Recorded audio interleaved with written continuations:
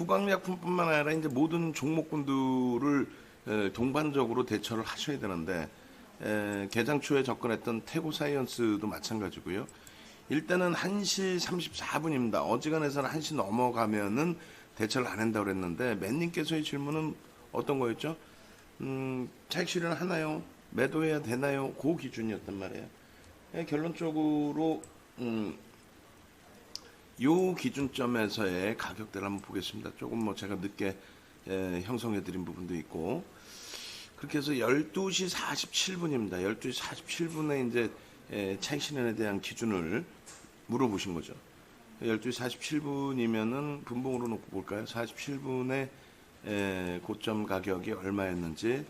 47분 여기였네요. 여기 떨어져 내려올 때 46분 47분에 종가가 33,800원이에요. 33,800원을 찍어서 한번 보겠습니다. 33,800원. 자, 이 시간 부분을 12시 47분 역으로 보는 거예요. 그렇게 해서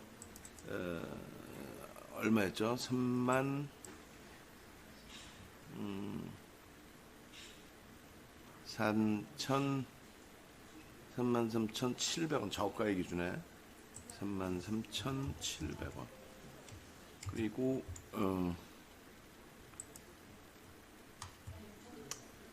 그 당시의 고가가 요 앞전의 고가죠. 34,700원.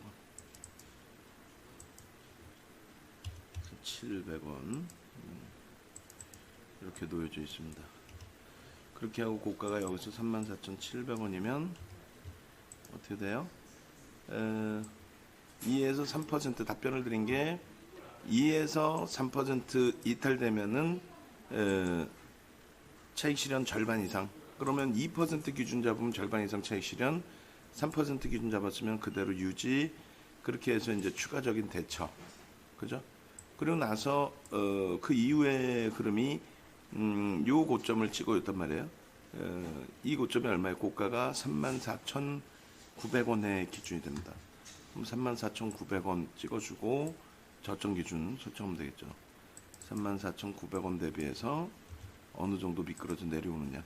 또 마찬가지로 34,900원, 34,900원. 이걸 왜 보냐면은 이제 재편입 기준의 설정 범위가 어떻게 되느냐의 기준인 거죠. 그렇게 해서 답변을 올려드렸을 때 기준이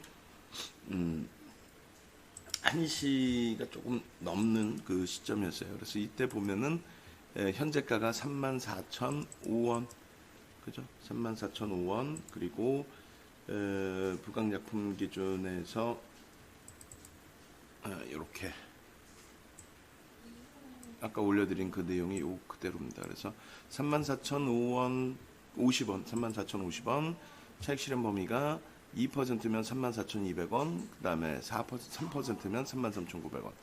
그렇게 됐을 때 현재가가 34,050원이니까 마찬가지로 2% 기준 잡으면 절반 이상 차익 실현, 그 다음에 3% 기준 잡으면 유지. 그 기준점에서 이제 재편입의 기준이 3분의 1과 2분의 1 지점이 32,400원, 33,300원이란 말이에요. 그럼 11% 기준이니까 이 정도 범위는 놓고 볼 수 있겠죠. 물론 이제 그 1시 넘으면 제한적으로 접근한다의 기준이 되고, 기본적으로 이제 가지고 계신 그 기준에서의 전략 기준이 되는데 33,300원까지 내려오질 않습니다. 그러니까 2%의 기준을 잡아서 차익 실현의 목적을 잡았다면은, 그렇다면 절반 이상이 차익 실현이 되는 상황이 되는 거고요. 3% 기준으로 잡았다면은 그 물량 그대로 가져가는 기준이 되죠. 그러나서 이 고점에서부터 다시 밀려 내려올 때의 기준, 3%의 기준, 뭐 이렇게 또 설정을 할 수 있어요. 36,550원, 36,550원 기준 잡으면 아마 저 때는 차익 실현 범위에 놓여져서 내려오지는 않았을 것 같아요. 2%가 35,800원. 여기도 이제 차익 실현 범위가 한번 내려오네요.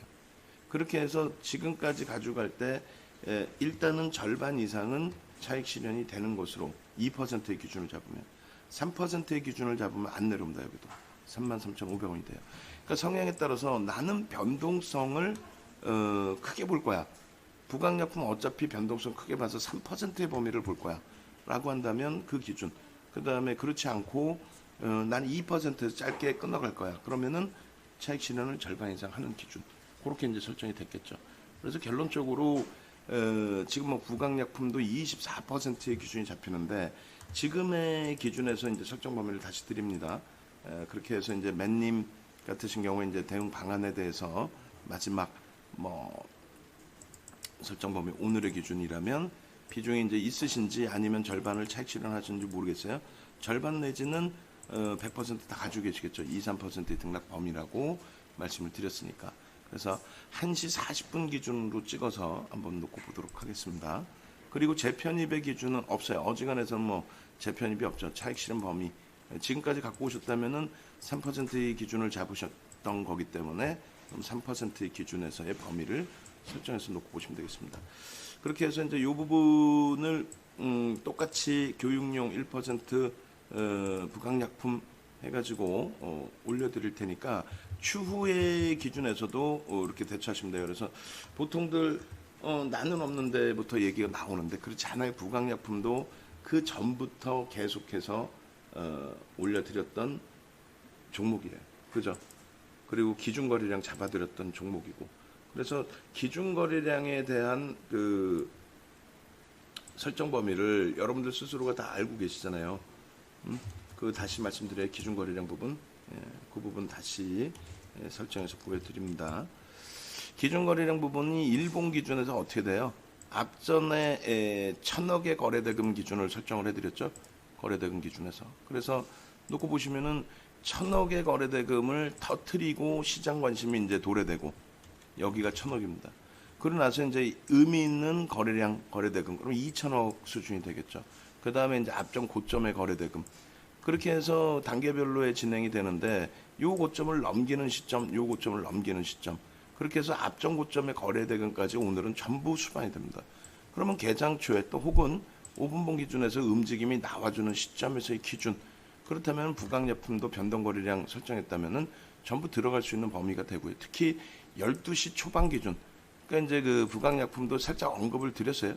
살짝 언급드렸다는 내용이 뭐냐면 다른 게 아니고 오늘 기준에 제약바이오의 흐름이 형성돼 있었기 때문에 그렇다면은 다 들여다볼 수 있다. 그런데 우리는 이제 뭐 제일약품, 파마홀딩스가 상한가잖아요. 상한가 기준에서 이제 충분히 놓고 볼 수 있는 편입의 기준 설정, 뭐 여러 가지 차익 실현의 범위 설정 다 기준점이 잡혔기 때문에 결론적으로 오늘은 이제 뭐 스윙 종목에서 하나솔루션에서 차익 실현이 되고 그리고 제일약품, 제일파마홀딩스에서 상한가의 기준이 되고 또 대웅제약, 대웅에서 또 짝짓기 매매 추가적으로 편입 기준이 설정이 되고 거기에 이제 태고사이언스가 개장 초, 개장 이전부터 편입 또 차익 실현 기준이 되고 결론적으로 이제 부강약품까지 기준에서는 이쪽으로 이제 언급을 드리지 않고 들여다볼 수 있는 범위 설정, 교육 이 정도의 기준만 설정이 된 거죠.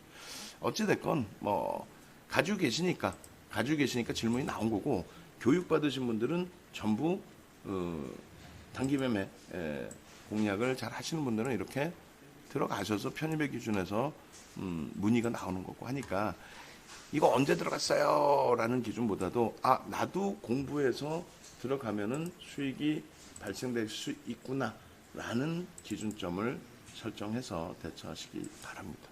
아시겠죠? 그렇게 해서 이제 지금 현재 기준에서 똑같아요.